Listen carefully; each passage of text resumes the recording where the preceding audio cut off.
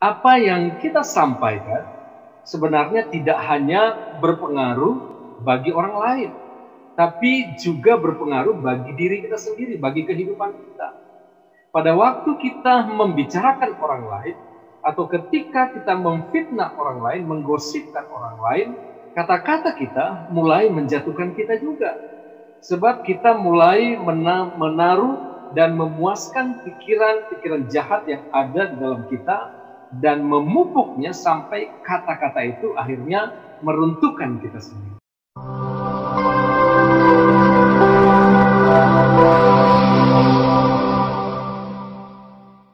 Shalom sahabat Lentera Injil TV, berjumpa lagi bersama saya dalam program Kabar Baik hari ini. Kabar Baik hari ini tentang perkataan kotor. Mari kita baca di dalam Amsal pasal 13 ayat yang ketiga. Firman Tuhan demikian, siapa yang menjaga mulutnya, memelihara nyawanya, siapa yang lebar bibir akan ditimpa kebinasaan. Saya pernah membaca suatu cerita yang berisi dialog antara seorang wanita yang lebih tua dengan seorang temannya. Mereka membicarakan tentang obsesi orang zaman sekarang dalam melakukan diet. Ada satu pernyataan yang sangat menarik dalam dialog mereka. Ibu yang lebih tua itu berkata, saat ini saya lebih mementingkan sesuatu yang keluar dari mulut saya daripada apa yang masuk ke dalamnya. Kenapa pernyataan ini saya katakan menarik? Karena ada hikmat yang bijak dari kata-kata itu.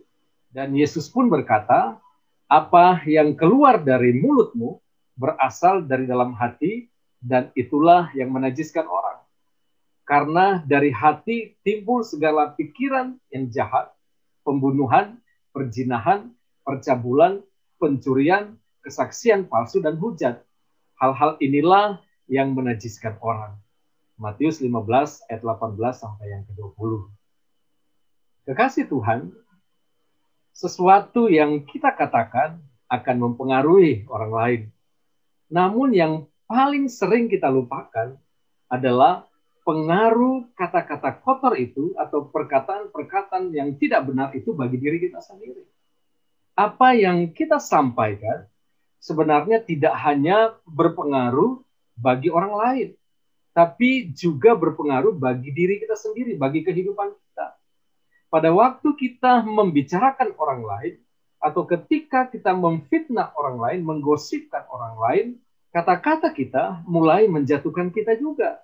Sebab kita mulai menaruh dan memuaskan pikiran-pikiran jahat yang ada di dalam kita, dan memupuknya sampai kata-kata itu akhirnya meruntuhkan kita sendiri. Sebaliknya, apabila kita menjaga bibir atau perkataan kita, maka kita akan mematahkan siasat iblis atau mematahkan pikiran-pikiran jahat itu dan menjadikan diri kita sebagai orang-orang yang akan selalu memberkati orang lain dan disukai oleh orang banyak. Saya yakin tidak ada orang yang suka berteman dengan pencemooh kecuali mereka memiliki sifat yang sama. Oleh karena itu, mintalah kepada Allah untuk mengawasi mulut kita dan berjaga-jaga pada pintu bibir kita sesuai dengan Mazmur 141 ayat yang ketiga, supaya perkataan kita hanyalah perkataan atau kata-kata yang memberkati, dan dengan demikian kita akan mempermuliakan Tuhan dalam kehidupan kita. Marilah kita sering mendengarkan kabar baik, karena hanya dengan kabar baik kita akan damai dan selamat.